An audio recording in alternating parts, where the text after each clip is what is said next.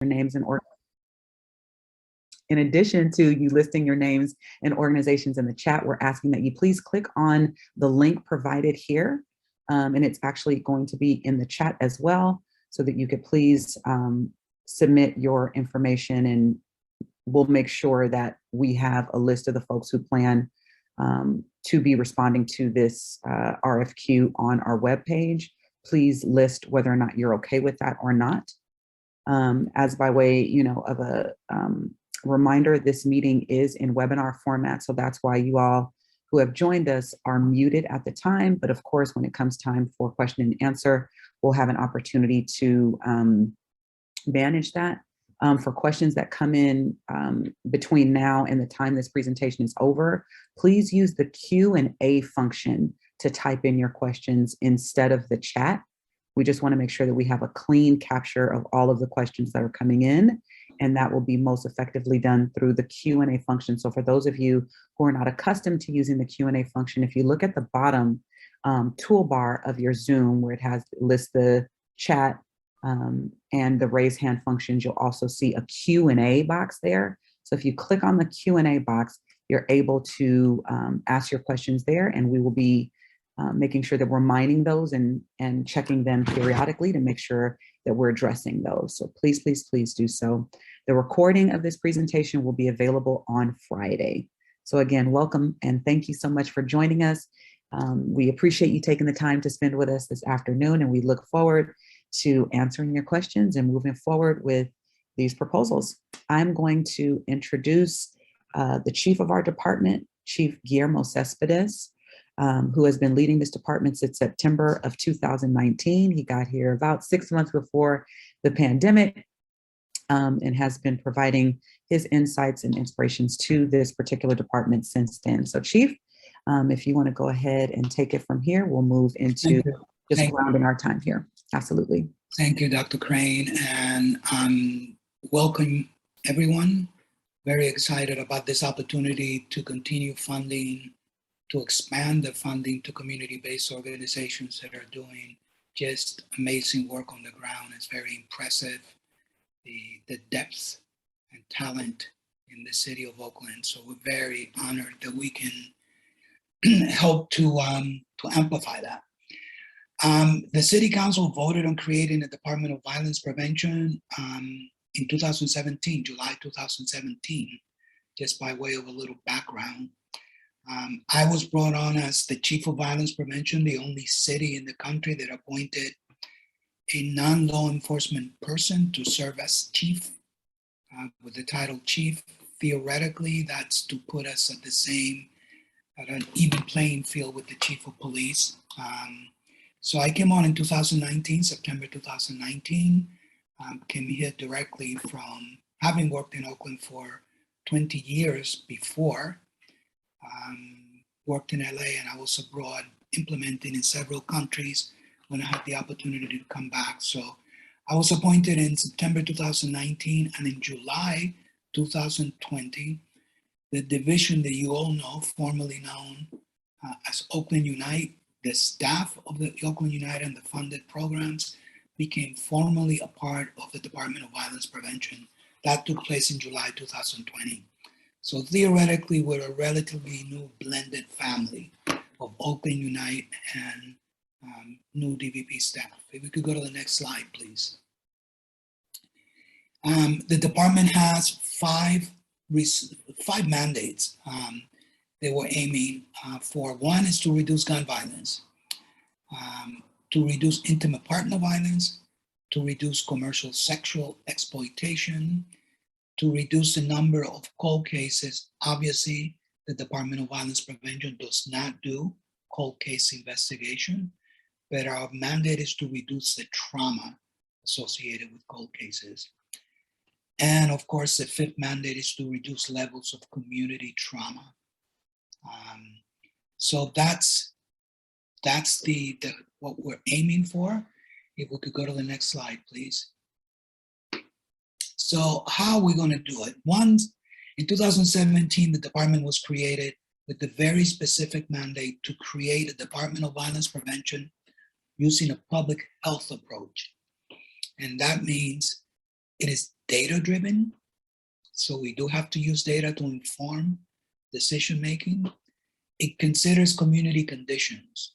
In other words, it's not just about changing individual behaviors, it's also about changing community norms. It puts community members in the lead. That means that the best violence prevention practices across the world are those that are, to some degree, led by community-based organizations, and government comes in to support that. So that's what that means, putting community members in the lead. We collaborate with community-based and system partners, community-based organizations and system partners. And the work includes healing from trauma. So it is both about stopping violence, but it's also about healing from the trauma associated with historical violence. And that may be violence associated with structural racism, economic conditions, etc. We could go to the next slide, please. Our theory of change, and what that means is, what is the thinking of the department in terms of what we need to do to create this change, these 5 mandates. One is, as with any public health condition, which we consider violence to be a public health condition, you focus first on where the conditions are more acute, more present. So specific places that are that have underlying conditions that create violence. We don't think violence is created necessarily by bad people. We think that violence is a product of underlying conditions that impacts some individuals differently than others. So specific places is one concept. Next slide, please. What are those places? I think all of you here know that Deep East Oakland is the geographic section of the city that has been most impacted adversely by poor economic conditions, high rates of COVID infection, and shootings with injury. So East Oakland, Central East Oakland, and West Oakland are the 3 general DVP priority areas that we consider specific places that it's important to impact there first. Next slide, please. Also specific people. And what do we mean by that? That, for example, the people committing violence in Oakland is a very small percentage of people. So even in geographic areas of the city that may have a high rate of violence, not everyone in that community have the fingers on the trigger, they're pointing a gun, or even actively involved in violence. So while it's geographically based, meaning that we focus on specific places, that doesn't mean that we look at everybody in those places in the same way. Very many people that live in those places are not involved in violence. So it's not just people of all ages, but we're also particularly conscious about the fact that most of the violence in Oakland and really across the country, it's not being committed by youth. It's actually older individuals. So we're very careful about criminalizing youth when we talk about specific people. Next slide, please. So there are 3 general priority populations that we focus on. One is those that are exposed to violence. Individual families that live in communities with high rates of violence, they themselves may not be involved in violence, but they're exposed to it. That brings with it a particular level of trauma. And this is just the overall population living in neighborhoods of focus. So that's in the public health framework, that's looked at people that are at a primary level of risk. If we were thinking of COVID, these are people that can be protected basically through wearing a mask and distancing. Then there are those at risk of violence, and that's the second population.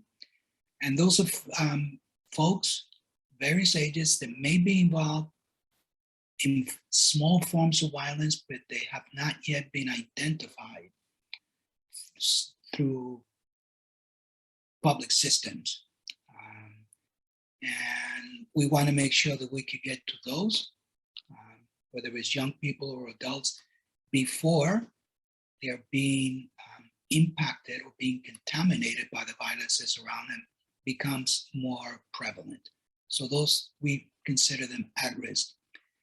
And then the third category, which is really the most difficult to deal with, are those that are considered at the center of violence. Those are our children, although they may be adults, who are actively involved in harming or being harmed. And that's the population that you all know as, hurt people, and that we keep the cycle going. So that's a category at the center of violence, okay? So specific places, specific people, we would go to the next slide. And specific times of the day, days of the week, and months of the year. Violence does not occur, if we look at data across the city, you will find that there are specific times where violence is most likely to take place. So if violence is occurring between 6 p.m. and midnight to 6 a.m. in the morning, it would make sense to attempt to address that violence during that time. So specific places, specific people, and specific times of the day, rather than just this general approach, okay? So that is basically what is driving the theory of change, of how we believe firmly from data that this city can coordinate all of the efforts of the brilliant practitioners that exist to focus on priority areas during specific times and focusing on those who need your services the most. Next slide. Okay, so I'm going to pass this back to Jesse Warner, who's been one of the many people leading this effort. But once again, just thank you for participating and for the work that you do all the time. And it's an honor to be a part of this. Thank you, Jesse. Thank you, Guillermo, for your leadership and for your support as we've moved to launch this request for qualifications and all the amazing work that is happening throughout Oakland, and the difficult work that many of you on the call are doing as part of the network, or will be doing if you join us in these efforts. The next phase of this is to talk a little bit more about some of the nuts and bolts of the contract and compliance piece. But before we get into that, I wanted to just share a little bit about the differences between a request for qualifications application and a request for proposal. In the past, our work has been put out as a request for proposal. This is the first time that we're doing a request for qualifications, so I can understand why some of the questions we've gotten early on in the process have maybe benefited from a chance to discuss this distinction. Some folks are familiar with the request for proposal process. This is where your agency may take time to propose a model that is consistent with the great work that you do at your organization. And we don't necessarily want to stop that from happening, but we are asking that your agency spend time to review the DBP models that we'll do a brief overview shortly, and demonstrate your qualifications to perform that model and the understanding of some of the components of the model in the RFQ application. And in a request for proposals, agencies also demonstrate their past performance and their impact that they've had with their services. Similarly, in an RFQ, we'll be doing just that. In the relevant experience section in particular, you will point to past experiences, past work that you have done. And for the impact, you will share it there, and also a bit in the project approach section. So we'll hear more about that later in the presentation. For a request for proposal, agencies usually prepare a 12-month budget, an annual budget, and request a funding amount to perform their proposed model. What's different with this request for qualifications is that you'll be submitting an example budget for a set number of participants and or number of activities, and that's defined in Appendix A for your sub-strategy or activity that you're going to be proposing. And you will provide agency costs for review and comparison across the sub-strategy or activity that you are applying for. Next slide, please. We also just wanted to remind people about the different ways that you might choose to apply, whether that be as a single agency applicant who is one agency applying under a particular sub-strategy or activity to demonstrate your qualifications to actually perform all of the activities or rather all of the elements of the model in that sub-strategy or activity, or a collaborative applicant. And those are where you may have two or more agencies that are partnering to deliver services under that given category, that sub-strategy or activity to meet the required qualifications. This collaborative application also includes fiscal sponsors. So if you are acting as a fiscal sponsor for another agency that may not have 501c3 status or otherwise be able to apply as a nonprofit, you would apply as a collaborative application. In any collaborative application, there's going to be one agency that is designated as the lead agency, and that will be the agency that will contract directly with the City of Oakland if awarded a contract through this RFQ. And applicants may submit one proposal per sub-strategy or activity as that lead agency or single agency applicant. Next slide, please. Before we get into hearing from our partners at the Department of Workplace and Employment Standards, I just wanted to remind the folks of the funding period that we're moving towards. This is to be a 2-year grant cycle starting in July of 2022 and moving to June 30th of 2024. The initial contracts would be for a 1-year period starting on July 1st and going through June 30th of 2023. And there would be an option to renew, again, based on our availability of funding, grant reporting reports, or grant monitoring rather reports, and overall grant performance. Following that recommendation for renewal, there would be a second grant period, which would run from July 1st, 2023 through June 30, 2024, with the possibility of extension to December 2024, which is currently the time period for which the Safety and Services Act, which about half of the funding that we're planning to put out right now comes through the Safety and Services Act, or Measure Z, as some people may know it. So with the next slide, I'm going to invite Sopani Hong to join us from the Department of Workplace and Employment Standards. She's going to go through a few slides here.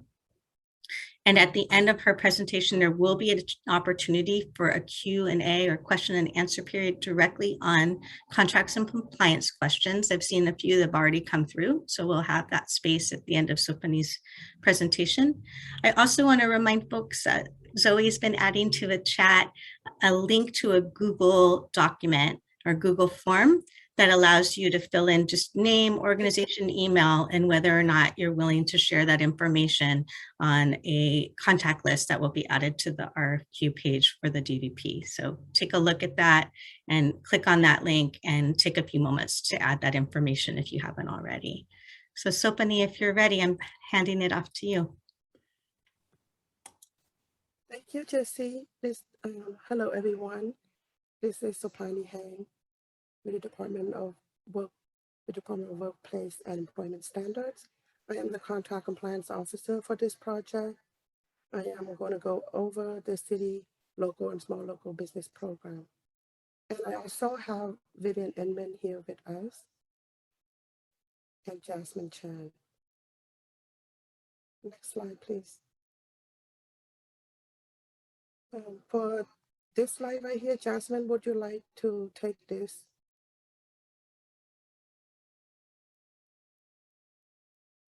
Yes, sure.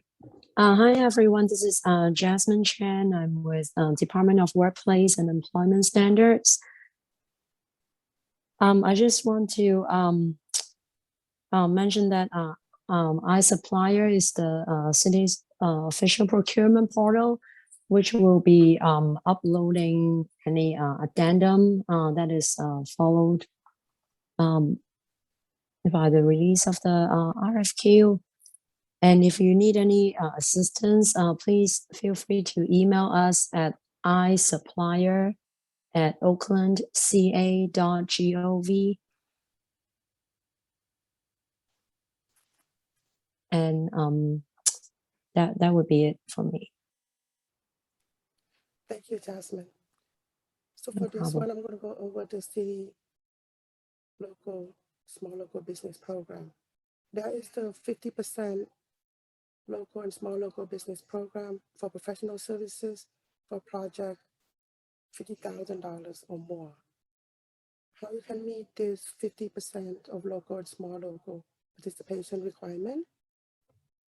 Stephanie, can you speak a little louder? I think some of the participants are not able to hear you. Sure. Can you hear me better? Hello? I think that is better. Is it better? Okay. There is a 50% of local and small local participation requirement for project $50,000 or more. How we can meet this 50% requirement? When you're submitting your RFQ, you're submitting your proposal, you have to meet at least 25% of certified local business enterprise and another 25% of certified small local business enterprise. And this is a requirement.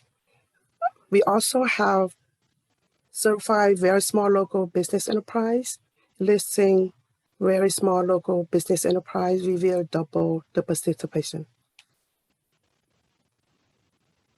So there are 3 types of certification: local business enterprise, small local business enterprise, and very small local business enterprise.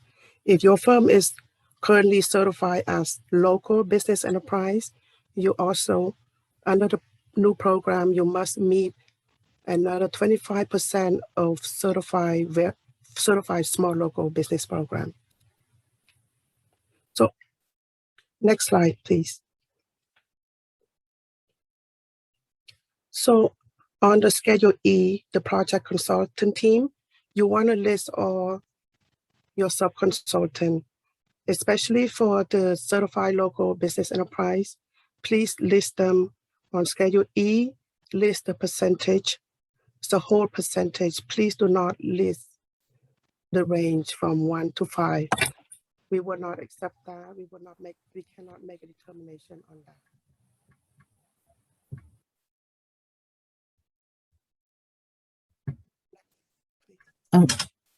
Sapani, Yes, sir. can you speak about, are you having problems? No, I don't know what happened. Maybe my volume somewhere. Can you hear me better now? Yes. Okay, you Go want right me ahead. I'm going to do again on Schedule E. On Schedule E, the project consultant team, if you would like to list your certified local business enterprise, you want to list all the percentage that you want to use them on this RFQ, on this contract, list them as the whole number of percentage. Do not do the range from 1 to 5%. We cannot make a determination on that.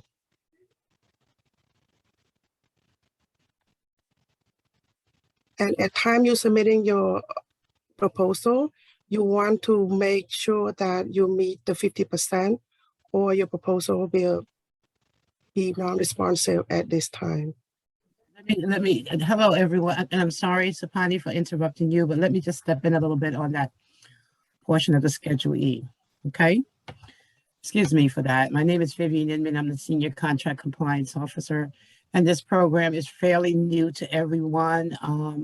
I'm hoping that everyone in the public has had an opportunity to actually review this program because it's entirely different from anything that you've participated on before.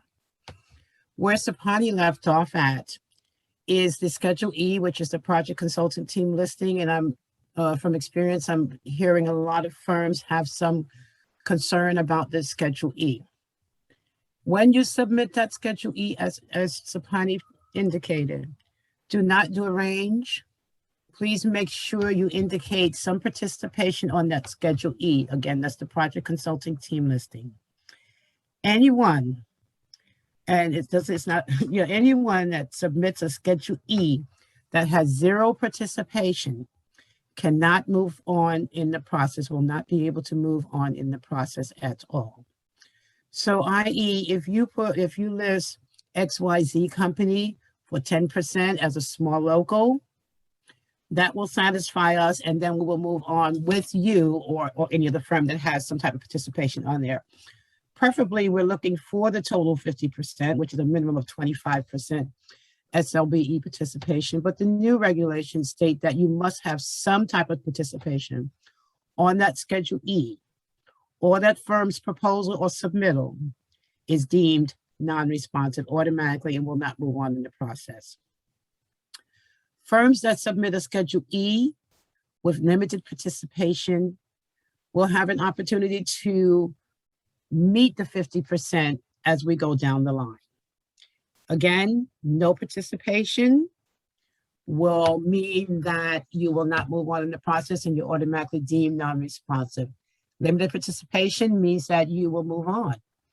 If you come up with the 50%, there are some preference points that you can earn for meeting that 50%, and those preference points will be added to your proposal in addition to the rating done by the department. Is that clear? I hope that's clear to everyone because there is some concern about that Schedule E. Okay? Honey, would you like for me to go on? Sure. Can I have the next slide?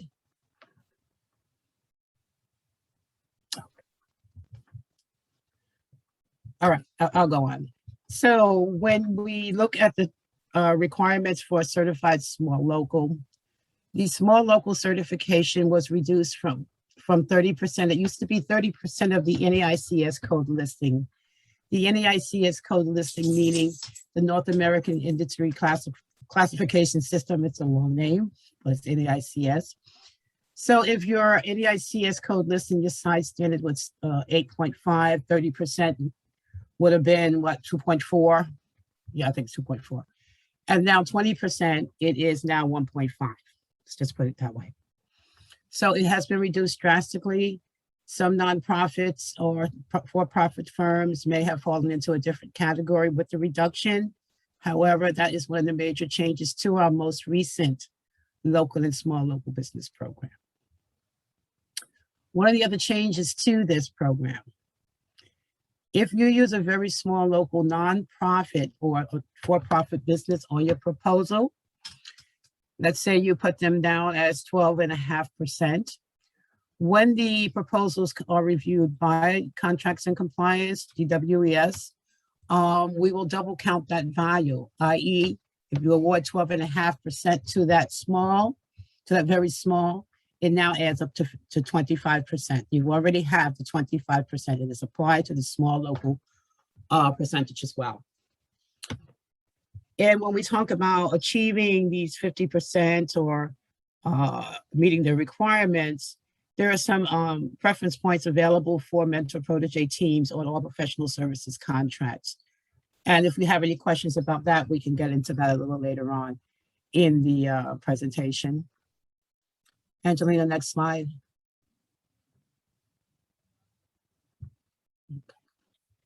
The Living Wage Ordinance and Equal Benefits Ordinance does apply to all professional services projects in the city of Oakland. Living wage is applicable to contracts over $25,000 or greater. The rates currently are $15.30 with benefits, and $17.56 without. That is confirmed by Schedule N, which is always submitted with your proposals, after the proposals, I'm sorry. The Equal Benefits Ordinance state requirement for domestic partners, employees with spouses, employees with domestic partners be offered the same benefits as with married couple. Next slide, and I do want to go back to one other thing, but next slide, Angelina, please. Okay, Angelina, can you go back to the very beginning of the local and small local business program? I saw something that I wanted to talk about in there. Okay, there we go. So when we talk about this local and small local business program, we talk about the certifications. We didn't put in this that if you meet the 50%, I'm talking about preference points now. You meet the 50%, you can be awarded 2 preference points. 60% will give you 3, 70 will give you 4, and 80 will give you 5. So your proposal or your submittal will have an additional 5 points added to it. Okay. Along with that incentive is the incentive for years of service in Oakland. And correct me if I'm wrong, I always get this number mixed up. You can earn at a max, Sapani, I believe it's 2.5 more points for years of service in Oakland. So there, what is that? 5, 6, 7.5. An additional 5, 7.5, 5, 6, 7.5. An additional 5 for having an Oakland workforce, which you would complete a Schedule N-2 showing the list of employees that are Oakland residents that are in your employment. In order to earn the preference points for Oakland residents or employees, you will have to submit the Schedule N-2. You will have to submit proof of residency to earn those preference points for those employees listed on your Schedule E-2. Thank you. On the Schedule E-2. And along with that, a lot of firms forget, in order to receive this preference points, there you have the Schedule E-2, then you have your proof of residency. We will also need your last quarterly tax statement submitted to EDD to confirm that these are actual employees of your company. It sounds like a lot, but it's a lot easier to do than you think. It's, you know, the schedule, the EDD form schedule is housed in your human resources department. You may have to go to that department to get what you need. Okay. And that will conclude compliance's portion of the presentation. Sapani?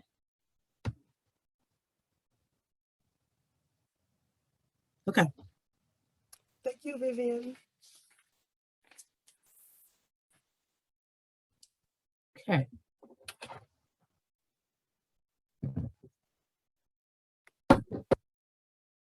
Thank Jessie? you. Oh, thank you so much, Contract and Compliance. This is Sarah with the Department of Violence Prevention. We do have a few questions for you all. If that's okay, we're going to start asking a few if you all are ready to answer. You want me to take the questions?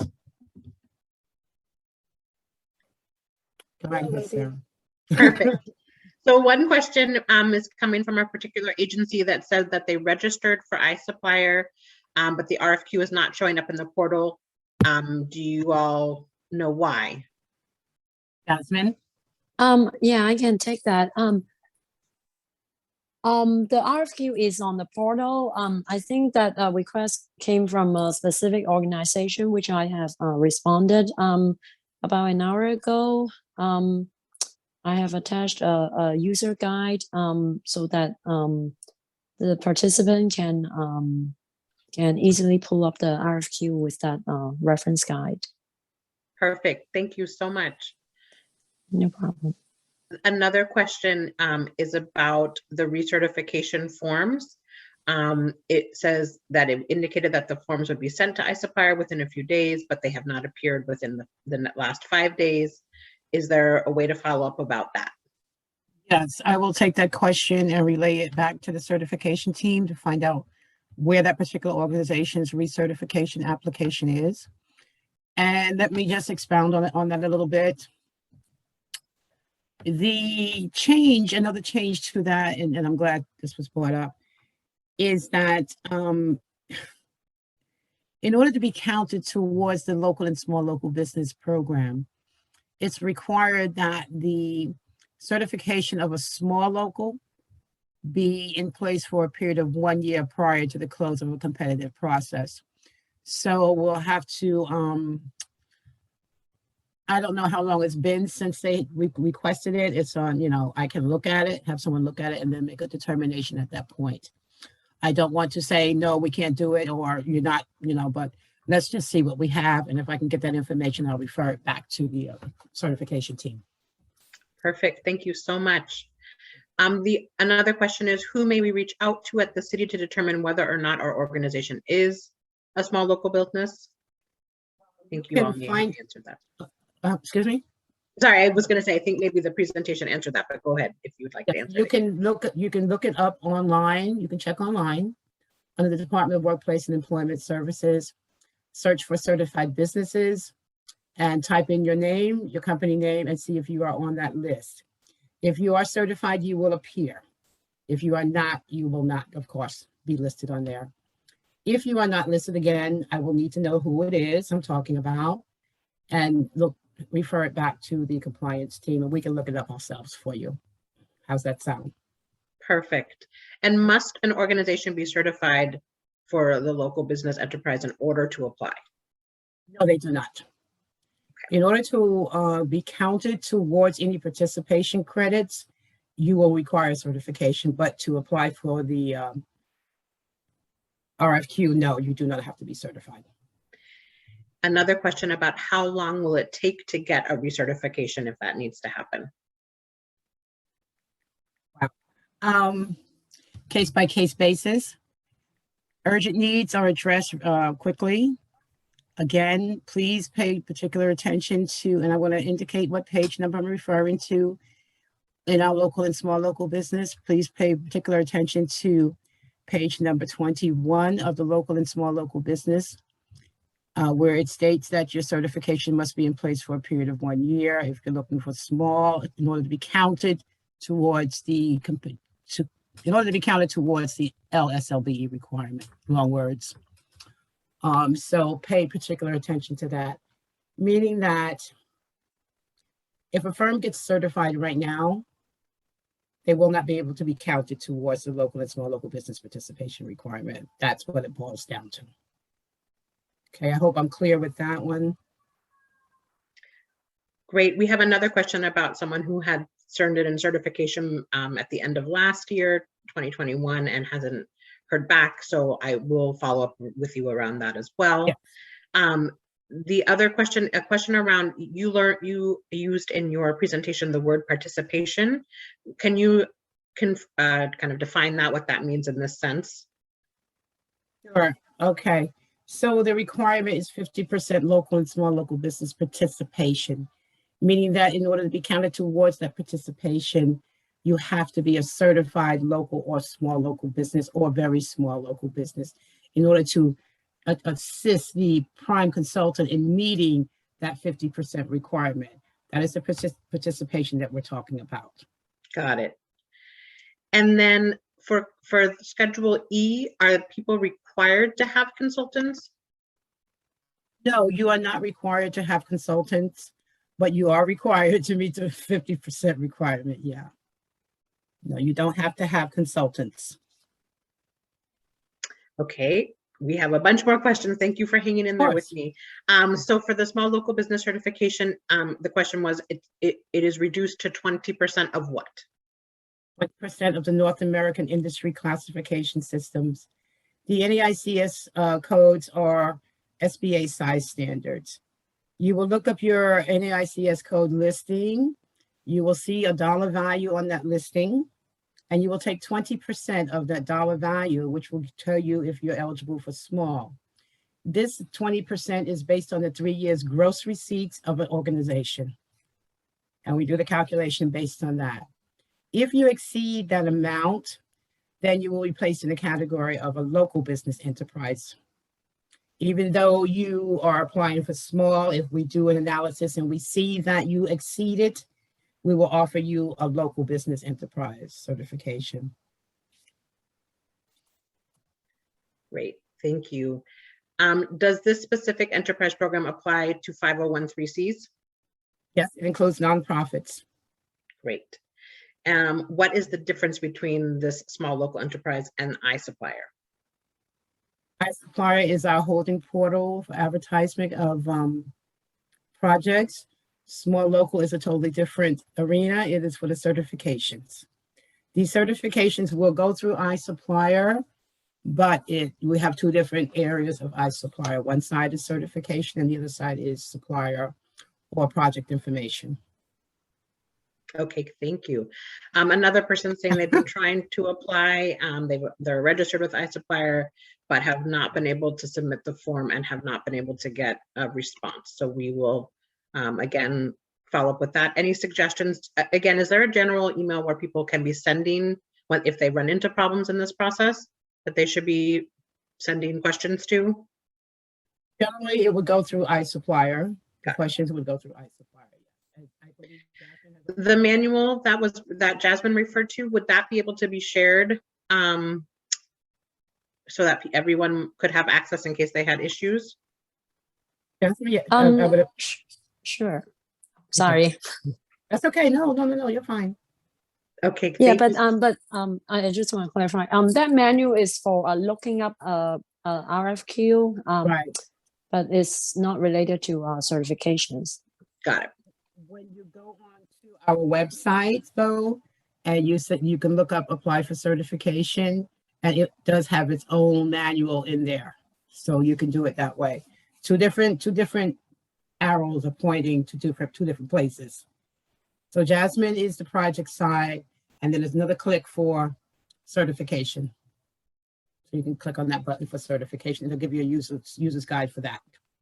Okay. Got it. And then what is the second form needed for the form E2? Okay, schedule E. Let's say E2. I believe it's schedule E2. I probably got the number wrong.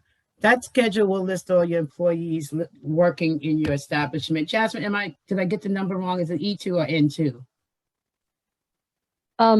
It's E2. You mean for the preference for points, right? Yes, it's scheduled. Thank you. Yes, it's schedule E2. Yes.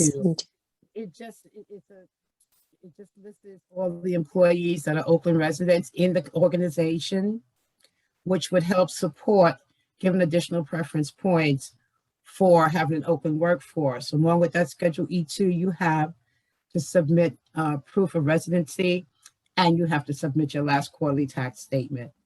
A lot of firms forget to submit that last quarterly tax statement, and therefore we don't move on with any preference points for that.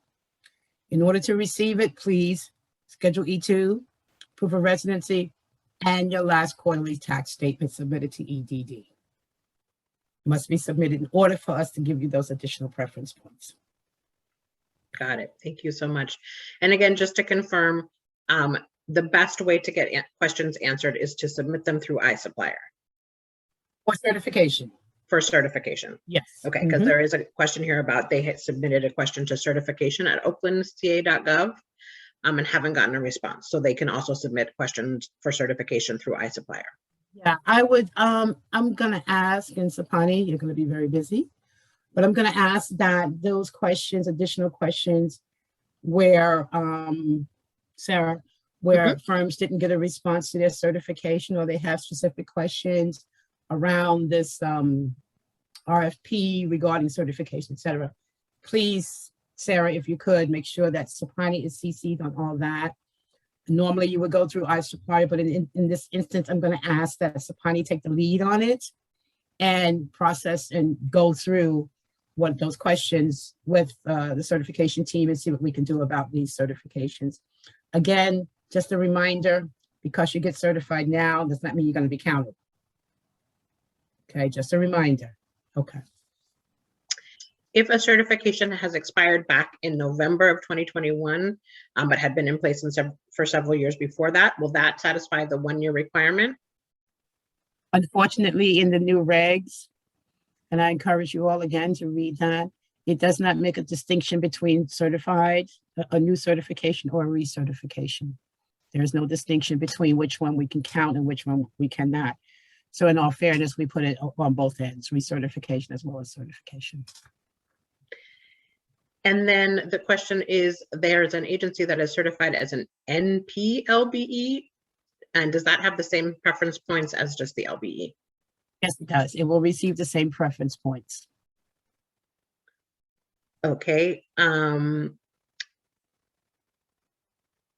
What documentation is needed to demonstrate an Oakland presence? For certification? Is that what the They question didn't is? specify, but I'm guessing that maybe it means I'm Yeah. guessing the same thing, Sarah.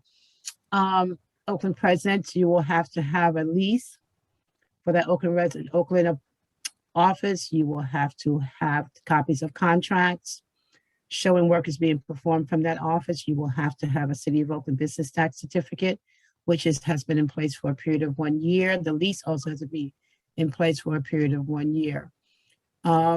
The small requirement is that you have to have your tax returns must point to that Oakland location. And any other documents as requested. That is for small. For local, you will have to have your headquarters again here in Oakland. You will have to have at least 20% of your Oakland workforce is here in Oakland, or 50 employees, whichever one you may have. And the additional documents for certification is small local, your tax returns, et cetera, lease agreements, et cetera. great. That is all described on page 21 of our program. Perfect. Could you remind us of the website for where they can find all this information? And just an FYI, there is someone who is stating that the voicemail that is on the website is full. I don't know what voicemail they're referring to. Maybe there's a phone number on the website. That's my guess. Oh, that's probably, I'm assuming, yeah, you're probably right. I don't want to say the name, but what was the question? You want to have another Could you contact? just put the web, or could you just say the website out loud? We'll type it into the chat. Okay, Department of Workplace and Employment Standards. You will go to that page and click on local and small local business program. And that'll give you the requirements for the local and small local business certification on page 21. To search for your company name or search for firms that you can network with or solicit to for this RFP meeting, looking for sub-consultants, you will do a search, which will be on the left-hand side of the screen, search for certified businesses, and it's done by NEICS code. So it is an important fact. You may need to pull down the NEICS code listing to ensure that you get what you're looking for. Unless you know of a company that is in that arena and you can piggyback off that NEICS code. But that is where you will find every bit of information that's been relayed to you at this meeting, and you'll have it there and always in front of you. And I do encourage that you venture into our local and small local business program to familiarize yourself with everything that's been said here today. Thank you so much. Just a few more questions and then we will be wrapping up. For the NPLBE, does that count for 50% on Schedule E, or do they still need to list separate entities to qualify towards the 50%? In this case, I believe that they're looking at the old program. The old program did allow a nonprofit local business or a for-profit local business, did not require them to have the participation of a small local. That is no longer true in this new program. But to answer his question, yes, he will need to have participation of a small local on that project. And can you clarify if Schedule E is required whether or not you are certified? Schedule E is required whether or not you are certified. And is Schedule E2 supposed to include all the employees in the organization and partner organizations, or just program staff working on the project? Everyone in the organization that is an Oakland resident that you're looking for credit for. That is the only time that we're going to look at Schedule E2. The only persons to be listed on Schedule E2 is the Oakland residents, and attached to the Schedule E2 will be the documentation to support their residency. And how many employees or percentage count for the Oakland workforce preference points? Oakland workforce preference points. Oh God, what page is that? I can't remember what page it is. Oh, okay. There is a number, it starts from 1 to 5, 1 to 25, I believe. And it is listed in the program under the title incentives. That'll make it easier for me to trying to guess what the numbers are, but look in the local, Sapani. She's muted. Oh, there she is. So from 1% to 24%, you will receive 1 preference point, 25 to 49. 2 Okay. preference points. 50 to 74, 3 preference points. 75 to 99 will receive 4 preference points. 99 to 100 will receive 5 preference points. There you go. Thank you so much. That is also included in the program. Great. And could you just explain one more time what are preference points?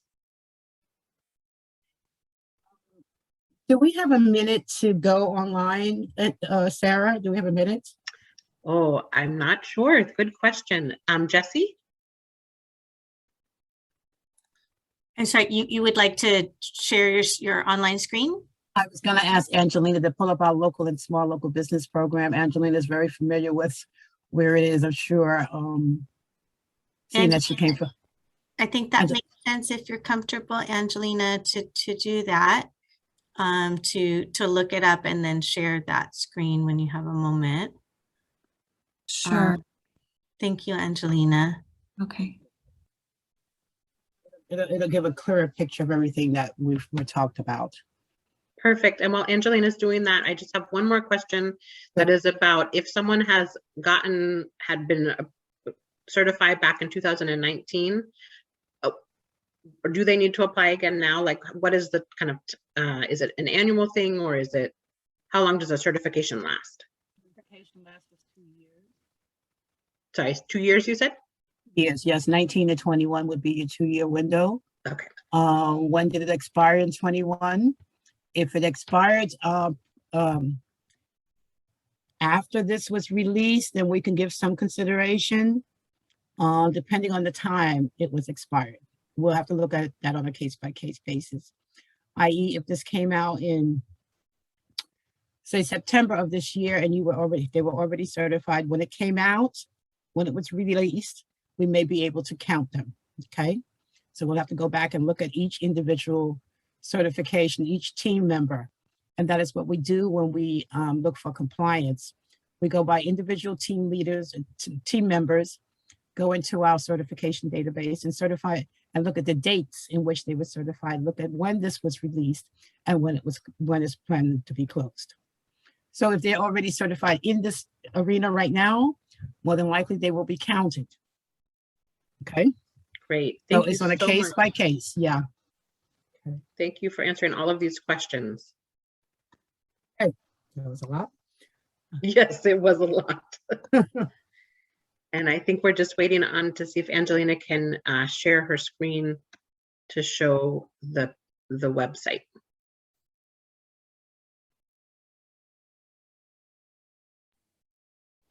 Let me know if you can see that. Workplace and Employment Services. Yes. Let's see.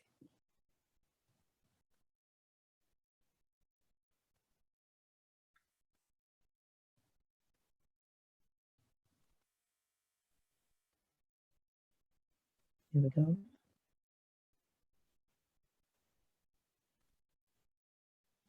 Okay. You see the portal for iSupplier? That is where what Jasmine has been talking about. And when you apply for local business enterprise certification, there you have it. There is your registration and everything there. Okay. Go back one more, go back to the original screen. Okay. The search for local and small local certified contractors is right there below below the application. If you can click on that. And you see the list of certified businesses, a partial list. And you're looking for someone in particular, you can type the certification type, or you can do the NEICS code listing. Okay, you can do the company name as well. All right, let's go back one more. Go down. Let's go to the topics section. Keep going. Right here, local and small local business enterprise program. If you could open that. I'm going through it really quickly. I know you're pressed for time. And if you could do a find on incentives, it'll take you right to the page.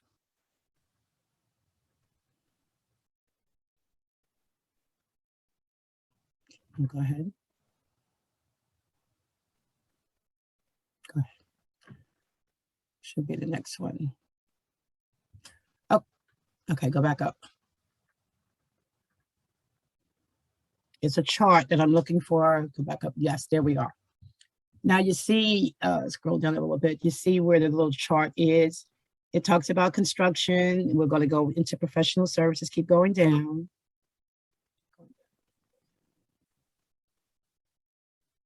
And here we are in the professional services arena. So you meet the 50%, you get 2 points, 60, 3.74, and 80 is 5. Then for VSLBEs, it's double counted. So go down a little bit more. You see, it went from 2 points to 4 points.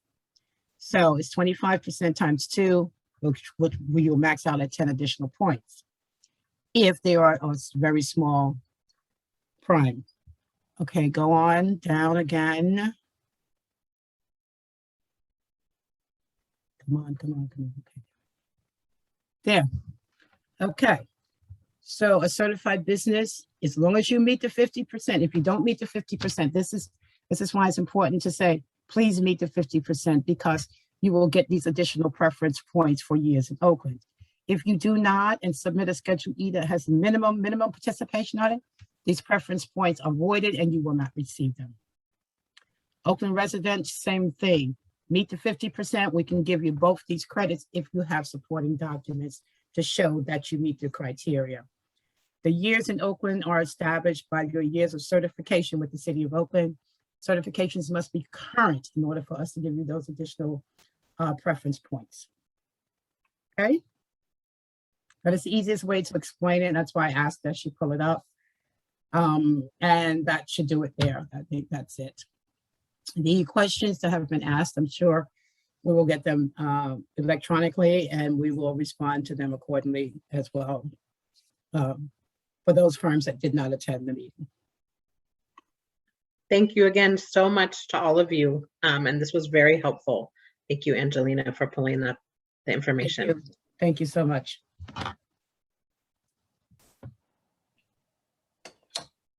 Thank you, Sarah. Again, thank you, Sophanie, Vivian, Jasmine, and Sarah for, again, helping us share those questions. If there are no other questions, we'll move on to the next section of the presentation. Again, you can continue to submit your questions, again, to the iSupplier or to the Oakland, the DVP RFQ email. Thank you, Angelina. Again, so the strategy overview, again, the city is looking to invest in the following 3 strategies. $10 million in the gun group gang violence response, $5 million in the gender-based violence response, and another $5 million in the community healing and restoration for a total of $20,000 in this RFQ. Next page. For the violence incident crisis response, it includes the following activities. The violence interrupters, which is, these are credible, the city is seeking agencies to form or build teams of violence interrupters. These are credible messengers in the community who can form deep relationships with high-risk individuals, groups, and networks. Again, these are people from the community that have those relationships that can either help mediate an incident or continue to have those conversations, messaging around peace. They will provide a 24/7 real-time response at a crime scene as part of the city's Triangle Incident Response. We'll conduct community safety assessments. So again, immediately after a homicide or a shooting happens in Oakland, a staff member in partnership with the city staff will respond to that crime scene and conduct an assessment of the area. Is there a retaliation? How can the family be supported? Are there additional needs from not just only the city services, but also community resources? These teams will have a proactive role in building relationships in the community. Again, we are looking for those individuals that are influencers. They have the pulse in their community across the city of Oakland, not specifically to one neighborhood, but also across the city. And then the agencies will be part of the DVP's crisis response network. Again, bringing all the agencies that are providing support around the crisis response, sharing the resources, connecting individuals, doing referrals, and again, working very closely and receiving direction from the DVP staff. The other activity as part of this sub-strategy is the hospital-based intervention. So this requires the case management immediately for the agencies to provide staff to provide response to the hospital. Immediately after an incident, the agency has around 24 hours to respond to either the hospital as a bedside visit or visit the individual at home as soon as they are released from the hospital. For this strategy, for this model, this intervention requires coaching and case management and must provide referrals for community resources. Agencies must be approved and trained by HSS and Highland Hospital, as part of the Highland Hospital. For both of these activities, we encourage that letters be submitted from Highland Hospital and the Oakland Police Department. And again, next slide, sorry, Julia. The next activity is the family support. This is again case management support to provide resources and services to families that have been affected by gun violence, by either losing a loved one to gun violence. They can provide resources as, connecting them to the victim assistant, help them coordinate the funeral, also coordinate vigils or any type of resources that the family needs immediately after the loss of a loved one. Connecting them to grief counseling and healing activities, again, addressing trauma over time. And again, this is also becomes part of the DVP network crisis response. And we'll again be working closely with staff from the DVP. The next one is the emergency temporary relocation. This is again to provide support to individuals that are in immediate danger. Often these individuals are part of some kind of retaliation incident. And so we are either looking to relocate them outside of the city of Oakland, outside of the state, looking for a safe place that they can be relocated. They will be conducting an assessment. They will provide assistance in, again, relocating and finding other resources outside of city of Oakland. Coordinate with system partners, again, working very closely with probation and parole. If, for example, the individual is on probation or parole, it needs to have permission to be relocated outside of the city of Oakland or even outside of the county. Again, this agency will be working with our system partners to make sure that that happens prior to relocation. Emergency support funding will also be provided through this. Not only for housing, but just addressing immediate needs the individual may need as the relocation is happening. And again, reassessment and ongoing assessment of the situation. Just because sometimes the individual has moved out of the area doesn't mean the individual will not try to come back to Oakland and still put their life in danger. Just keeping, tabs on the individual, making sure again that they're staying safe and away from any danger. For these activities, again, for the family support, we encourage that a letter from the Victim Witness Center be provided from the Alameda County DA's office and the police department. Also for the emergency temporary relocation, again, the Alameda County DA's Victim Witness Center, Alameda County Probation, and the CDCR. So for the next sub-strategy, Jessie will take over. Thank you. Thank you, Jennifer. So if you want to get to our next slide, thank you, Angelina. We are going to move into the next sub-strategy, which is sub-strategy 2. I'll pause for a second. There we go. And this is the youth diversion, and both youth and adult life coaching are in this strategy. For activity 2.1, which is youth diversion, this is again an effort to divert young people away from further involvement in the criminal justice system. The program should include elements of restorative justice and cognitive behavioral therapy, and promote accountability and healing between young people and the victim or community. So as you see, when you take a closer look at the model in the RFQ, there's also a nod to looking at elements of youth life coaching and the case management that contains. This model requires partnership with the Alameda County District Attorney's Office and requires a letter of acknowledgement or support from them, and encourages a letter from OPD or other local law enforcement. We're seeing there's maybe opportunities to do some diversion at point of arrest, and also encourages letters from probation and justice system partners. In activity 2.2, we have youth life coaching. This is a very specific model that some may know has been defined and developed by the Oakland Unite and now Department of Violence Prevention over several funding cycles. We do have some past reports that are referenced in the RFQ of evaluations that demonstrate the impact of this model, and we'll be looking to further refine it in this next funding cycle. Similar to the past, it does require frequent contact in that case management or life coaching model of sometimes daily when needed, and it will be happening over a 6 to 12 month period.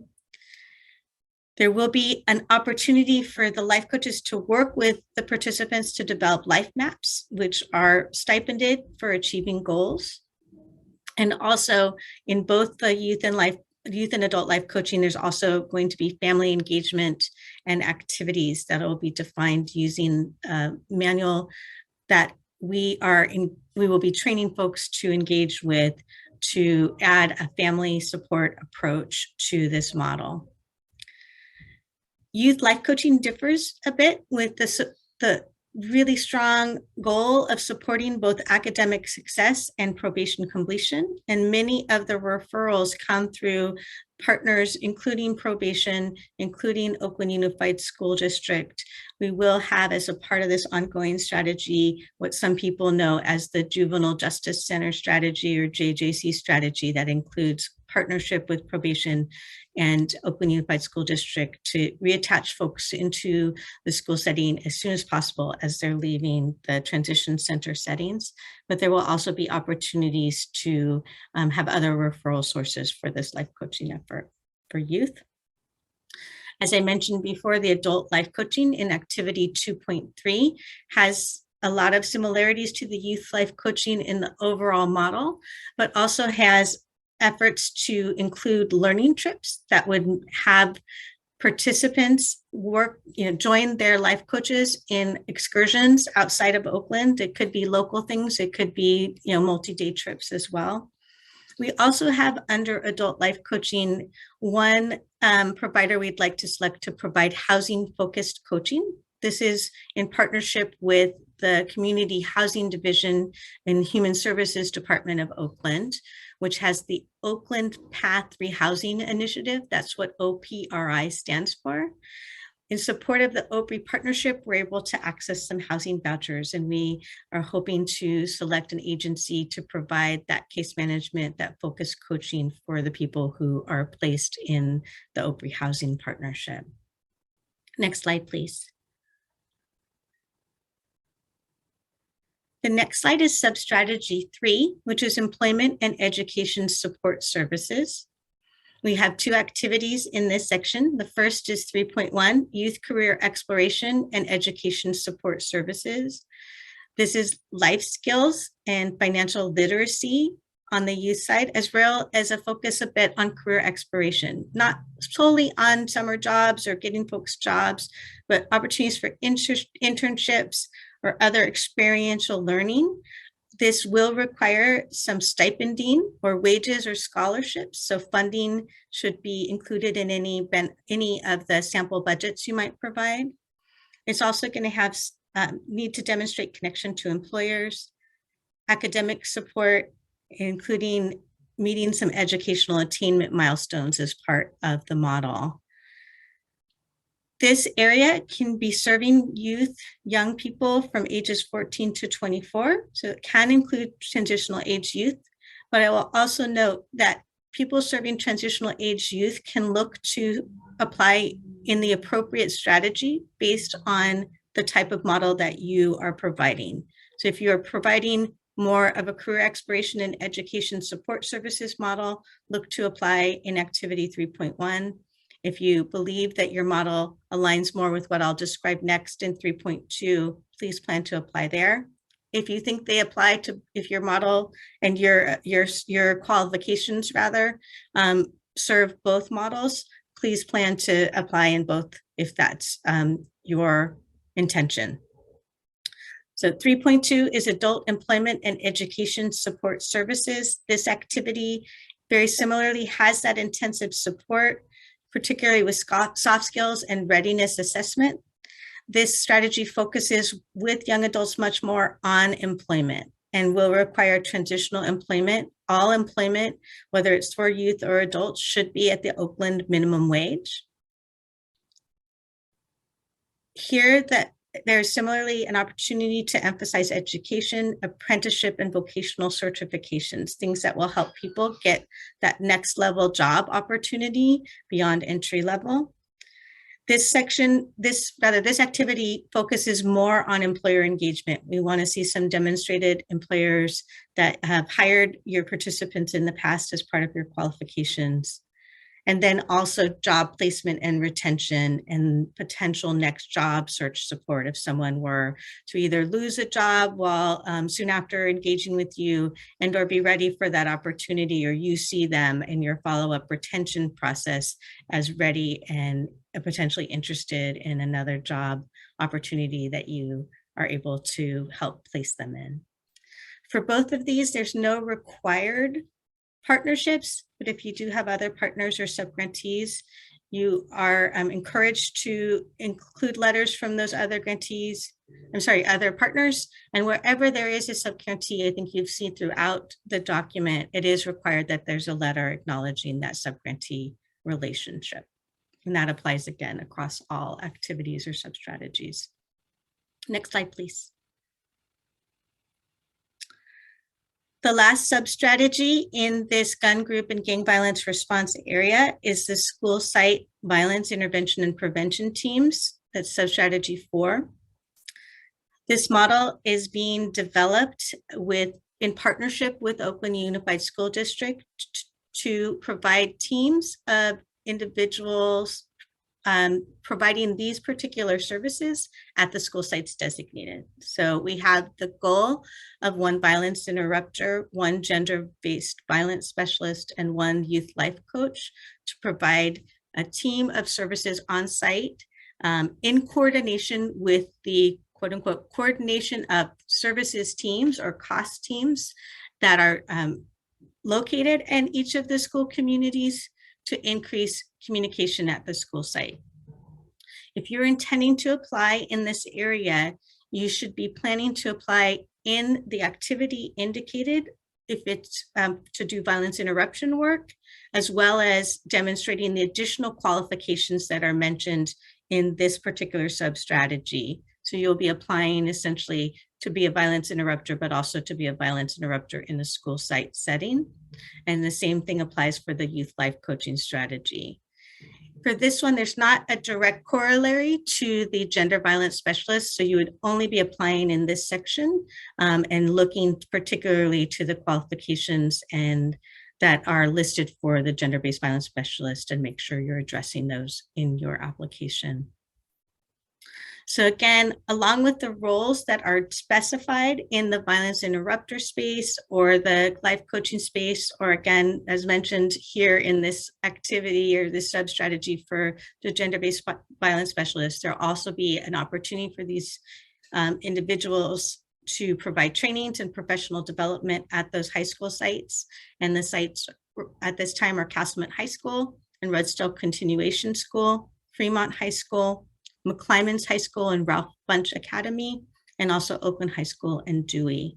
And these sites were selected in partnership with Oakland Unified School District over the last several months, determining how we could pilot this opportunity and make sure that we can have the impact that we hope to have. We are focusing solely on these school sites. So I would just name that now. I know there may be questions about that later. Again, this collaboration, you're not required to send a letter or include a letter, but if you do have partnerships with school sites, please indicate that and include that. We encourage that you include that in your application. The next few sites will be handled by our Deputy Director, Dr. Sarai Crane. Thank you, Jessie. I'm incredibly excited to kind of talk through this part of the model. As we know, this will be the largest investment in gender-based violence response that the city of Oakland has ever made. So it's really, really, really exciting to see that activities associated with this particular strategy are being increased and enhanced. So the first sub-strategy would be crisis response. And so we are distinguishing time or space and resources, particularly for a 24-hour crisis line. We expect that there will be two. One particularly for domestic violence, IPV, and family violence, which would be inclusive of sexual violence at the same, and as well, in addition to, would be commercial sexual exploitation of adults and children, and that would be inclusive of sexual violence as well. We are suggesting, that the hotline number should be publicized and that there be a robust outreach to make sure that access to these crisis lines are made readily available for individuals at multiple levels of risk and also of access. We expect that the individuals that will staff these crisis lines are state certified. You'll see that that's typically a pretty general, like basic foundational requirement, particularly for government funded crisis lines, that there are state certified individuals either in domestic violence as a domestic violence counselor or a sexual assault counselor. Agencies applying to respond to this particular activity must have demonstrated experience. So this shouldn't be a pilot.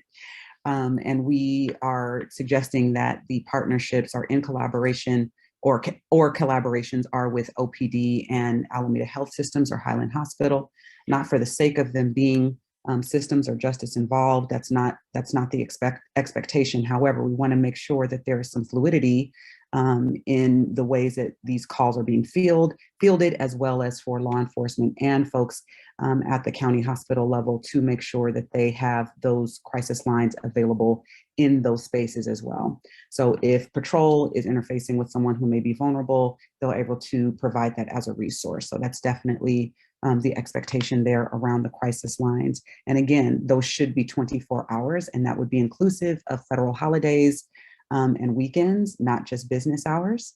Even though we understand that many have models that do have rollover after hours, we do want to make sure that victims and survivors of sexual assault, domestic violence, and commercial sexual exploitation are not just being referred to answering services. The second activity in the crisis response sub-strategy is a 24-hour access to bedside advocacy and accompaniment. This is new to the model. As a matter of fact, the first mini investment in that has actually been this year, particularly this fiscal year, which is really, really exciting to see access to those resources actually expand. So we want to make sure that within this model that victims and survivors of gender-based violence of all types, sexual exploitation, domestic violence, and sexual assault, that they have access to accompaniment services if they are being given a forensic exam and or interview. And this is not just a luxury, it is actually their right as victims to have that. Again, in addition to the crisis response staff who are responding to survivors must be state certified. There's just no way around it. There's no way around that being a requirement because it is the law. Agencies must have capacity to respond to victims within 45 minutes. And we understand that this is nuanced given where we are just, in this virtual world, especially as we're battling this global pandemic. But the expectation is that agencies will be will have capacity to respond in person, not just virtually or by phone. We expect that the accompaniment services will be inclusive, not just to local hospitals or, when someone is providing a forensic interview to law enforcement, but also would be inclusive of folks that are navigating the justice system. So really critical partnerships there would be with local law enforcement, OPD, Highland Hospital, and other healthcare providers. We want to make sure that we're expanding access to that as well. So we're looking forward to seeing some of the other local emergency departments be able to enhance their capacity to serve, identify, and provide services to survivors within their emergency departments. Again, it's not for the sake of some value around law enforcement from the DVP, but rather making sure that local law enforcement, our local, county hospital that is specifically trained in providing the forensic exams for survivors of sexual assault and domestic violence, that they are fully aware of the agencies that are having capacity to dispatch survivors or advocates who are able to serve survivors. Next slide. The next sub-strategy, in addition to crisis response, would be housing. And this is, again, something that is very exciting to see. As you know, one of the biggest challenges to serving survivors in crisis, having experienced gender-based violence of all types, is safe shelter. And that vulnerability has been exacerbated tremendously and dramatically during the COVID-19 pandemic. And so, we definitely want to make sure that housing was a huge piece to this part of the puzzle. And so we've made the distinction between housing in the activities, 6.1, which would be emergency shelter, from the activities in 6.2, which is transitional housing. And the distinction, as you'll notice in the RFQ, is the provision of either temporary housing up to 90 days or longer term housing, which we're really looking towards seeing some rehabilitation up to 18 months. And so as you'll notice in the RFQ, the beds don't have to be, here in Oakland. We understand that there are extraordinary vulnerabilities for individuals that are harmed in the city of Oakland to be housed in the city of Oakland, but there needs to be transportation to those spaces if they are not located in Oakland.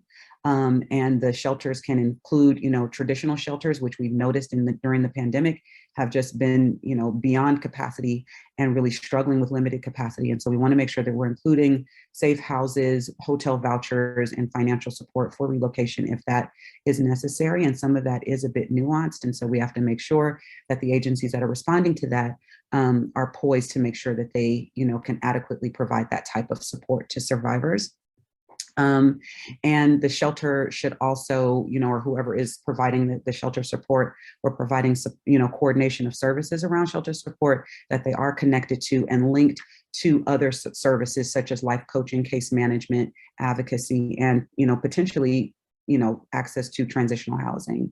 And so other key partnerships, in addition, like we saw to the crisis response, would definitely be local law enforcement and other partners and sub-grantees that are providing services that are similar to emergency shelter, but also maybe providing a more distinguished or nuanced method. And so the expectation is that there will be some collaboration between agencies in that way. And so in the proposals, we anticipate or expect that agencies will be able to demonstrate that. So for the transitional housing piece, we're really looking to see folks, lives really be transformed by the opportunity to be in some safe housing for a longer period of time. And so we're calling it transitional housing because we really would love to see folks transition from being vulnerable to being self-sufficient, to thriving, to being in a place where they're safe enough to manage their lives in a way that is disconnected from some of the individuals that have caused them harm. And so the transitional housing can include rental units, also, apartment complex that have been specifically dedicated or allocated for this particular population, and, other, forms of support, much like we saw with the emergency shelter. Please see the RFQ. And to see some of those details, I'm going to move on to the next sub-strategy, just in the interest of time. and to outline several of our, wraparound services activities. The first one being life coaching. Again, please pay close attention to the things that are, listed out in the RFQ. But you'll notice in previous iterations of the strategic plan for Oakland Unite, that life coaching was really relegated to group and gang violence. And there was just, one agency that actually was providing life coaching services that were GBV. And we started to see that expand a little bit more, but we're making a specific distinction for life coaching, particularly for survivors of gender-based violence. And so again, requisite in some of those partnerships and collaboration would be the DA's office, who would be making referrals, particularly for youth survivors, and other partners who may not be aware that, certain agencies are poised to provide that level of coaching support. And we want to make sure that folks are looking at other sub-grantees within the GBV ecosystem to see maybe if there's some, opportunities for support and collaboration there. In addition to life coaching, we're looking at legal advocacy. And again, you can please see the RFQ for some of the details on that, but we want to make sure that survivors have access to really effective and competent legal services, including advice, counsel, restraining order support, representation, family support, immigration support, all of that kind of stuff. And again, it seems, most fitting that those collaborative, partnerships would be with other partners and sub-grantees. We can go to the next slide. The last three are therapeutic support. If you could go ahead and mute, Jesse. Thank you. Therapeutic supports, and what we see here under therapeutic supports is more inclusive of just sort of the traditional, Western individual therapeutic model, but really be inclusive of support groups, peer-based, groups, non-Western support groups and community supports that are formal, but not necessarily only on track for individual Western psychotherapeutic services. And agencies absolutely have to demonstrate some credentials around that. So you can look in the RFQ for more details around what that looks like. But we want to make sure that the amount of survivors is clearly delineated and distinguished in the proposal and the budgets. So in addition to therapeutic supports, we want to see, and this is the first time that we'll see employment support specifically for GBV. We saw my colleague Jesse talking through that with the youth and young adults, or youth and transition age adults, but we wanted to make sure that, there's really like explicit services for getting folks that have been impacted by gender-based violence prepared and, poised to actually be self-sufficient in their own employment training. And so we definitely want to make sure that, with agencies that are currently providing employment support, that they are poised to serve with competency survivors of gender-based violence. And so survivor-centered, trauma-informed, particularly around gender-based violence. And finally, the safe space alternative is an activity that's been designed to make sure that folks that are experiencing harm or that have experienced harm have an opportunity to connect in places that are safe, that provide food, hygiene support, and are just a respite, for some of their, lives that are still currently not, out of their lives, like experiencing the exploitation, but actually, having a place, even if they're still vulnerable to or actively involved in exploitation, that they have a place to connect with other survivors, other service providers, other individuals that have healed and are on their journey of healing, because we know that that's a very effective way of working together with this particular population. And I think that actually might wrap it up specifically for the gender-based violence activities. And I will pass it over to my colleague, Jennifer. Thank you. Next slide, Angelina. Thank you. So the next strategy area is community healing and restoration. For this one, the sub-strategy includes the neighborhood and community teams and town nights. So the neighborhood and community teams, it is composed of or needs to demonstrate connection to community leaders and residents in priority neighborhoods. So these neighborhoods will be identified by the Department of Violence Prevention. Staff have to be homegrown, basically from those neighborhoods, and have real deep relationships and connections to leaders in those communities. That again have connections to not only the residents, but the families and individuals in those areas. We'll be planning and coordinating activities such as block parties, barbecues, beautification projects, anything that again, those specific areas, residents are being vocal about what they would like to see in their community. The main messaging around these events would be the message of peace, and again, continue to build on those relationships. To have the pulse of the community, of a specific neighborhood that the community teams are focusing in. Coordinate with the DVP network and referrals to other services within the network. Again, we see the community teams really they will not be violence interrupters, but they will be supporting the work that the violence interrupters have. And we'll continue to coordinate with them and other services in the strategy.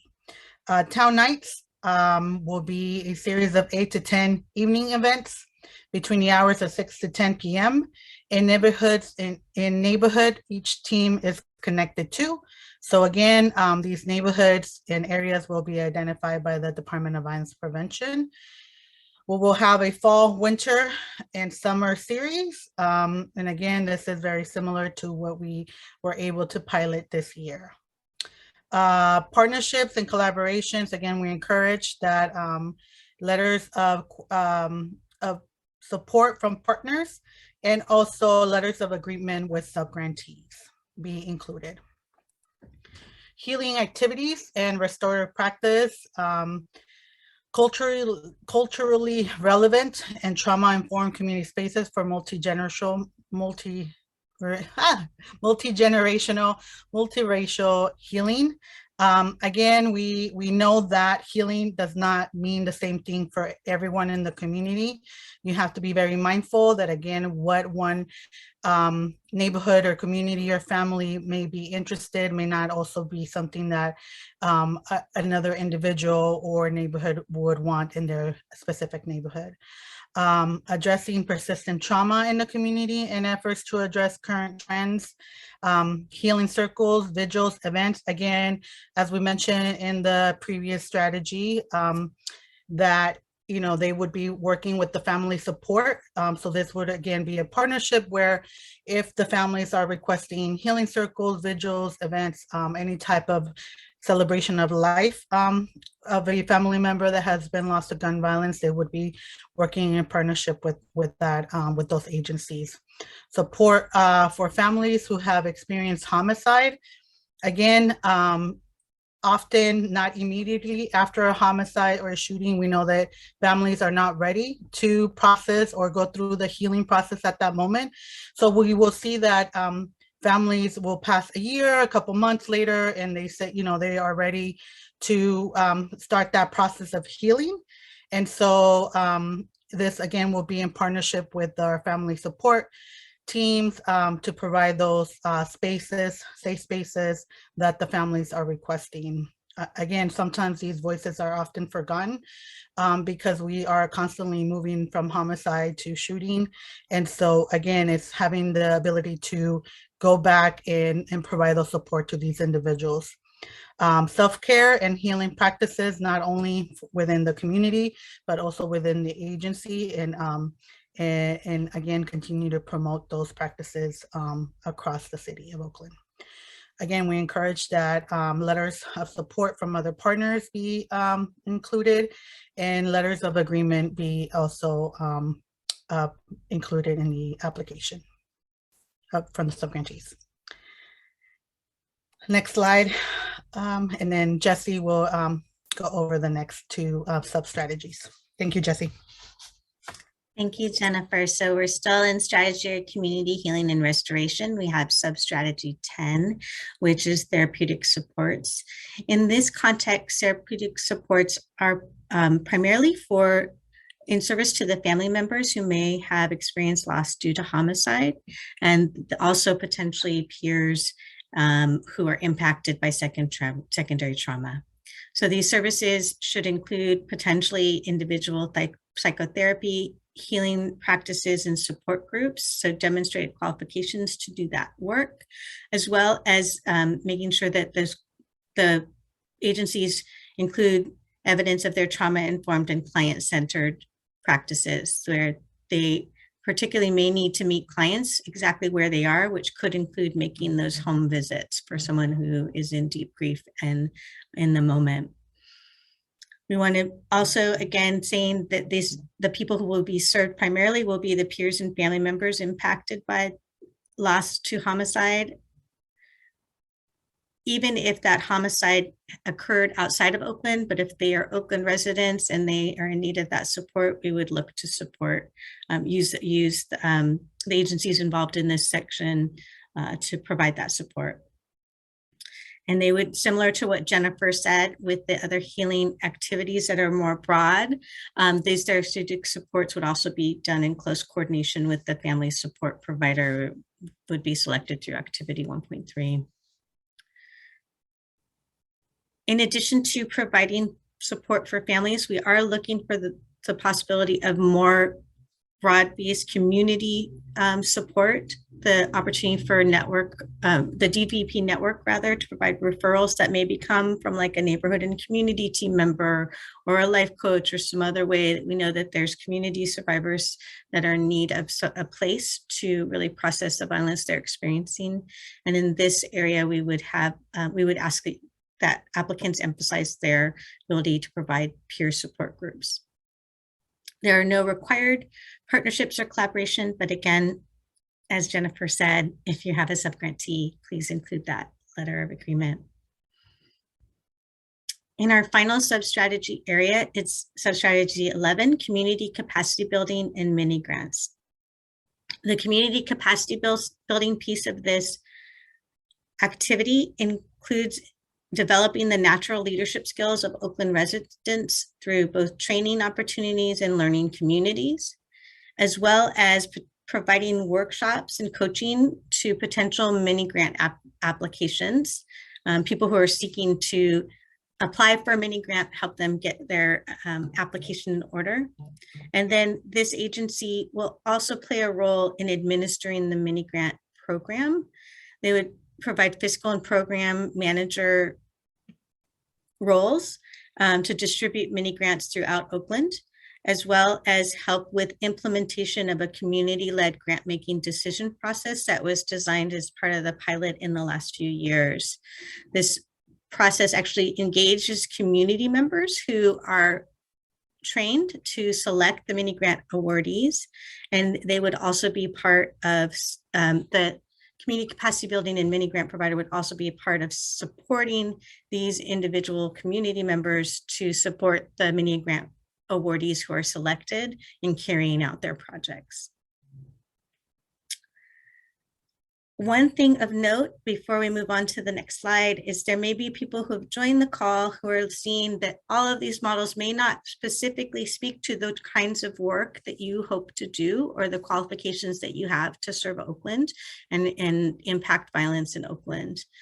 For those folks, I recommend if you look out for, and we will be pushing out and making sure information about the mini grants when they are available come next fiscal year to consider applying for a mini grant if you're not seeing the opportunity to provide services in the larger RFQ as presented in the various strategies, sub-strategies and activities that we've just spent some time describing. Next slide, please, Angelina.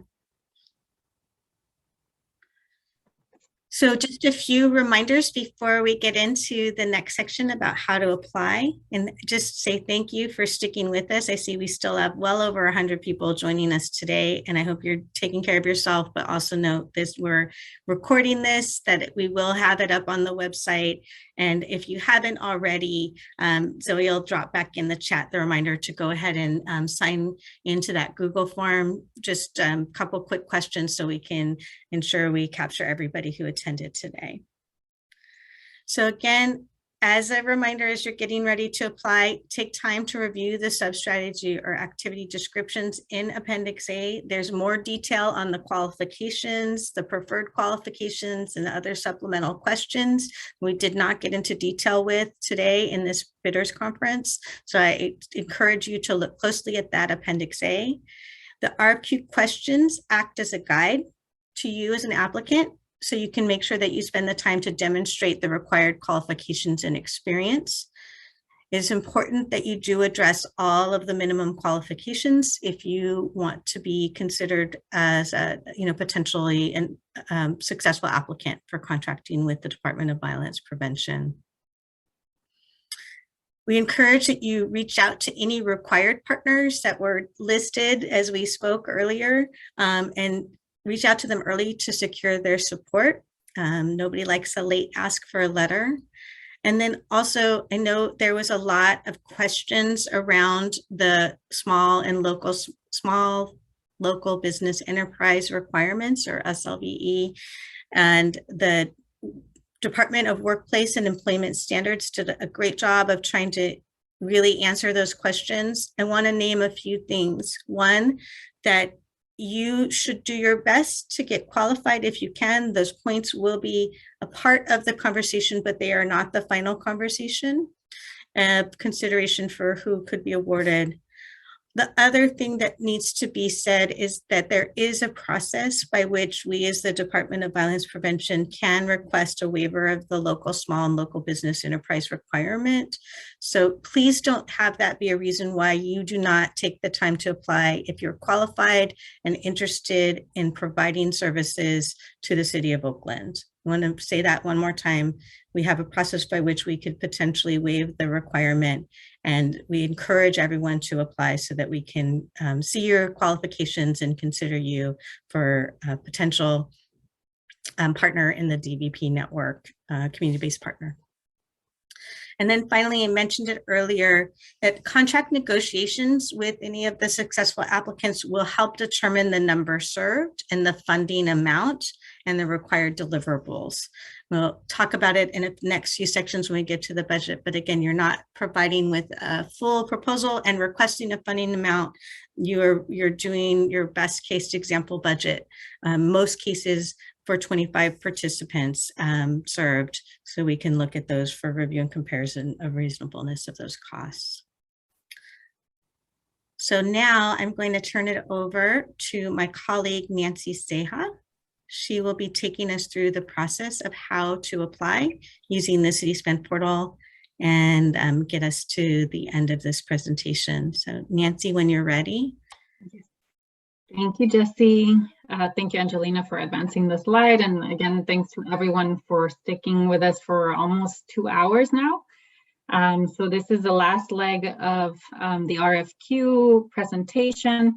And over the next couple of slides, I will be just going over an overview of the application process. I do want to point out that not all can be covered during this presentation, so I strongly recommend that applicants read through the RFQ more closely in detail. So the application process can be outlined in 5 different steps. The first step is registering and logging on to the application system. We will be using CitySpan for this application. The second step is to submit your intent to apply form. Third is complete the proposal narrative. The fourth step is completing the budget and budget narrative. And the fifth step is submitting the proposal. I do want to point out here, actually, that due to the pandemic, we are no longer requiring a hard copy submission. So you are only required to submit in CitySpan. Next slide, please. Okay, so the first step in the application process is registering and creating a CitySpan account.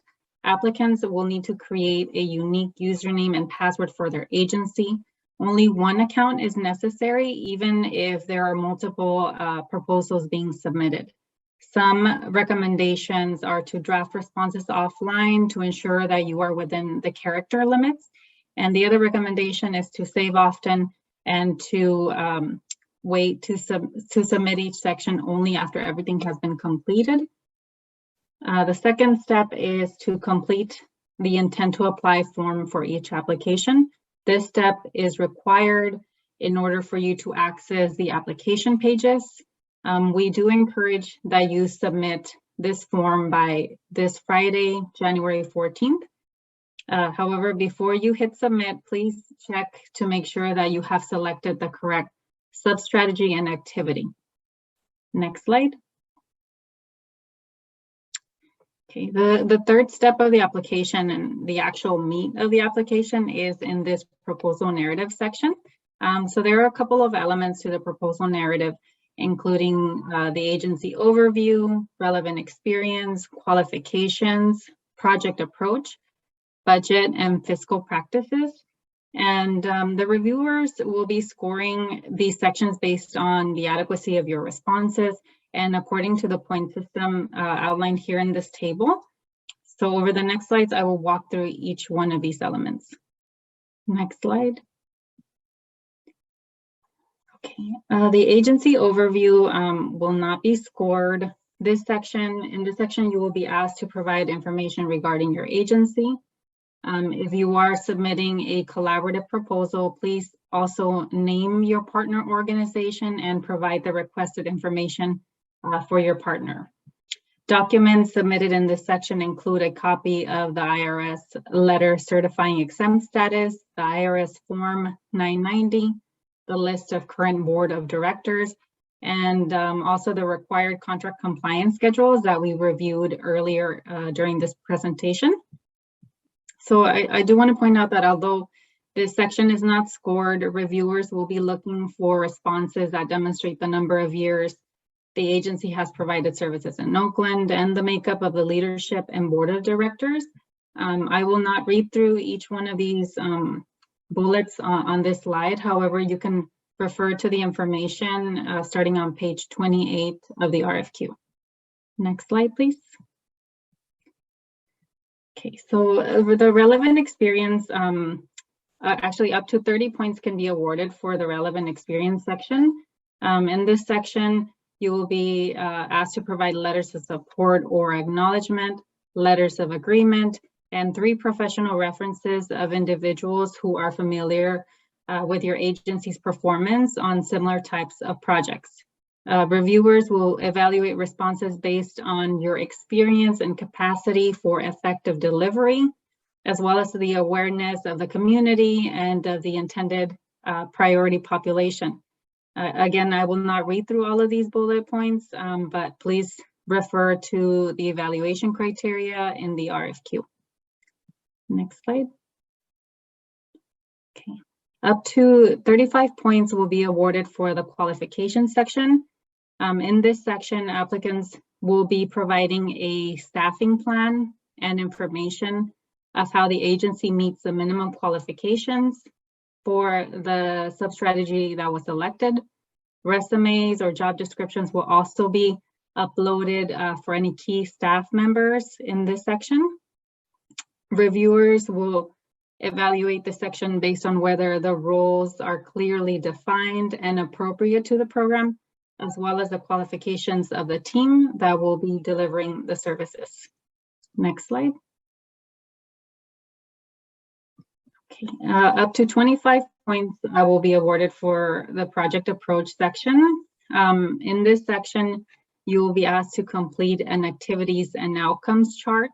This form is available for download in CitySpan. Reviewers will evaluate the responses based on the clarity of your outline as they are related to the requirements that are listed in Appendix A. The reviewers will also look for an understanding of how service activities will lead to your outcomes and ultimately how they contribute to the citywide efforts to reduce violence. Next slide. A maximum of 10 points will be awarded for the budget and fiscal practices section. This section, applicants will be asked to detail how the agency meets the minimum qualifications related to fiscal and grants management. Applicants will also be asked to list funding sources for the organization's current budget. Reviewers will look for the agency's ability to track program expenditures and to assess whether the budget is clear, realistic, and reasonable for the proposed level of services. Next slide. And the fourth step is completing the budget and narrative. Like Jesse mentioned, you should project your expenses for 12 months to serve 25 participants. A cost should be outlined and should be reasonable and appropriate. Please refer to Appendix A for any specific budget instructions that may be required for the sub-strategy or the activity that is being applied for. And lastly, applicants should demonstrate how other funds are being leveraged. Something important to mention is that we do require a 20% match of the total DVP fund request. Next slide. And this slide, I'm just reiterating that there are required documents that will need to be submitted at different sections of your application, including the IRS letter certifying exempt status, IRS Form 990, your list of board of directors, letters of support, letters of agreement, professional references, any resumes or job descriptions, and then the activities and outcomes chart. There is a checklist in the RFQ on page 27 that might be useful when preparing the application, just to ensure that you're actually submitting all the required documents. Next slide. So in addition to the previous documents, you will also need to upload the required contract compliance attachments, Schedule E, I, O, and W, and Schedule E2 form is again optional. Next slide. Okay, so the last step after all sections have been completed is to submit your application. Online proposals are due Thursday, February 3rd by 5 p.m. Please review your application prior to clicking submit. If you do need to go back and revise something after your application has been submitted and before the deadline, you can reach out to CitySpan so that they can unlock the application. And something very important to mention again is that we are no longer requiring that a hard copy be submitted. So you only have to submit your online application. Next slide. All right, so I'll just move a little bit slower here to point out some important dates. The RFQ was released December 10th. Just as a reminder that we are offering technical assistance via email until January 26th. We encourage everyone to submit their intent to apply form by this Friday. Proposals are due online only, February 3rd. Preliminary funding recommendations are expected to be submitted in April. Written appeals will also be due in April. The Oversight Commission will review our recommendations also in April, and we expect that Council will review and approve funding recommendations in May or June. Once we have Council approval, we can begin collecting the contracting documents and starting the negotiations so that we can begin the program year in July of this year. Next slide. Okay, again, technical assistance is available by email. Please email all questions to OaklandDVP_RFQ. All questions will be posted on the DVP website, and the last day to submit questions is January 26th. For any support with CitySpan, please contact the help desk at the number listed on the slide.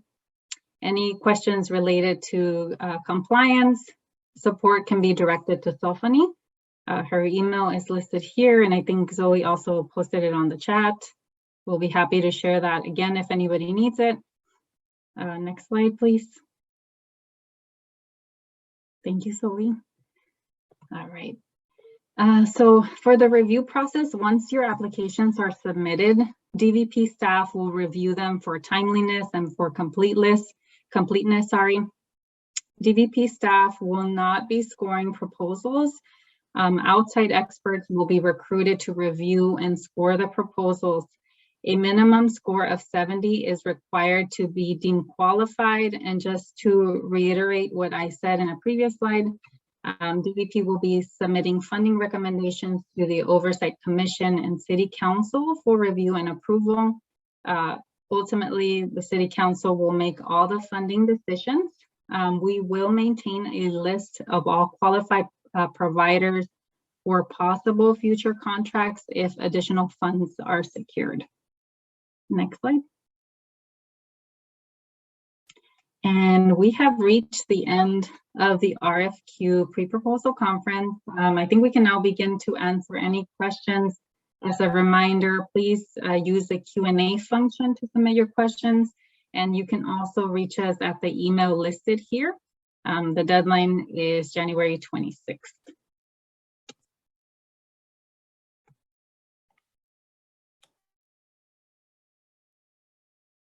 So much. Appreciate such a thorough presentation.